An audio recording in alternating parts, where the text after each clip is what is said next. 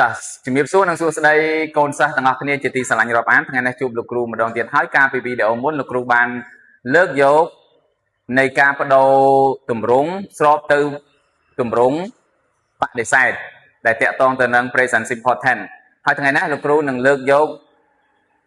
របៀបនៃការបដូរមួយទៀតគឺបដូរពីប្រយោគស្របទៅប្រយោគសំណួរវិញឥឡូវកុំឲ្យខាតពេកចូលទៅមើលនៅលើក្តារខៀនទាំងអស់គ្នាអញ្ចឹងយើងទៅមើលណាប្រយោគទី1របស់យើងគេដាក់ថាម៉េច they play football តោះនេះហើយប្រយោគទី2របស់យើង he watches TV ប្រយោគទី3 she stays at home ប្រយោគទី4 she studies English អញ្ចឹងថាតើយើងបដូរពីប្រយោគស្របនៅក្នុង present simple tense ទៅប្រយោគសំណួរហ្នឹងយ៉ាងម៉េចអញ្ចឹងមុននឹងយើងបដូរគឺយើងទៅមើល form របស់វាទាំងអស់គ្នាសិនអញ្ចឹងយើងទៅមើល form របស់វាគឺ do does បូកជាមួយនឹង subject បូកជាមួយនឹង verb 1អូខេហើយ question mark អញ្ចឹងយើងធ្វើម៉េចបានយើងដឹងថាតើ do ហ្នឹងគេប្រើម៉េច does ហ្នឹងគេប្រើម៉េចតែឥឡូវយើងទៅចំណុចហ្នឹងទាំងអស់គ្នាអញ្ចឹង do យើងបូកមួយគេខ្លះ do គឺយើងបូកជាមួយនឹងអីគេ I you we they តោះណា I you we they ចុះ does អញ្ចឹងអាហ្នឹងយើងដាក់សញ្ញាសួរមកអក្សរខ្ញុំរៀងក៏គិតបន្តិចតែអត់អីទេសង្ឃឹមថាគ្នាយើងទាំងអស់យល់ does បូកជាមួយនឹងអីគេបូកជាមួយនឹង he she and it តោះណាឬក៏ឈ្មោះផ្សេងទៀតអញ្ចឹងទៅអញ្ចឹងយើងដាក់សញ្ញាសួរអញ្ចឹងពេលដែលយើងឃើញបែបហ្នឹងហើយយើងទាញបានជា form បែបនេះពេលដែលយើងទាញ form ហើយយើងទៅមើលប្រយោគ positive របស់យើងទាំងអស់គ្នាអញ្ចឹងយើងទៅមើលទី1គេដាក់ថាម៉េច they play football អូខេអញ្ចឹងយើងមើល they របស់យើងកន្លែងនេះវាចូលនៅក្នុងទម្រង់ដែលគេប្រើគេដើម្បីបង្កើតវាបានជាប្រយោគសំណួរគឺគេប្រើប្រើ do អញ្ចឹងយើងដាក់មក do យើងដាក់មកវិញ they they play football អូខេ they play football អញ្ចឹងសញ្ញាសួរអូខេទី1តោះឥឡូវយើងទៅ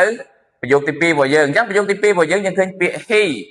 ហ្នឹងគឺជាប្រធានអញ្ចឹងយើងមើលតើពេលដែល he តែយើងប្រើជាមួយ do ឬក៏ does ឥឡូវយើងមកមើលរបស់យើងទាំងអស់គ្នាអញ្ចឹង he កន្លែងនេះគឺគេប្រើ does អញ្ចឹងយើងទាញ does មក does he watch TV តោះនេះ sorry question mark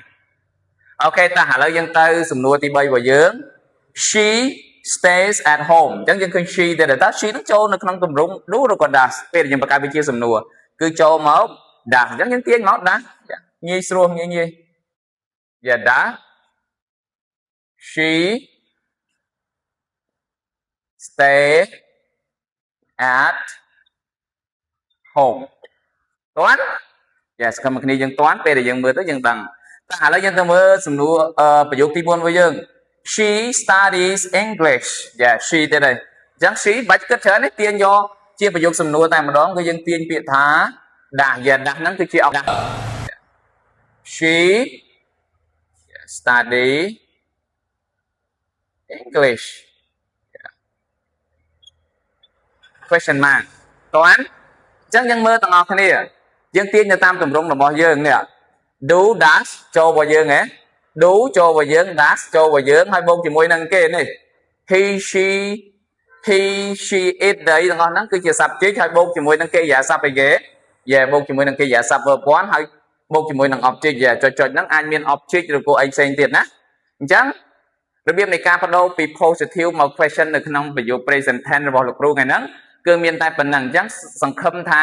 កូនសិស្សទាំងអស់គ្នាយល់អូខេសូមអរគុណចាំជួបគ្នានៅវីដេអូទៀតមួយផ្សេងទៀត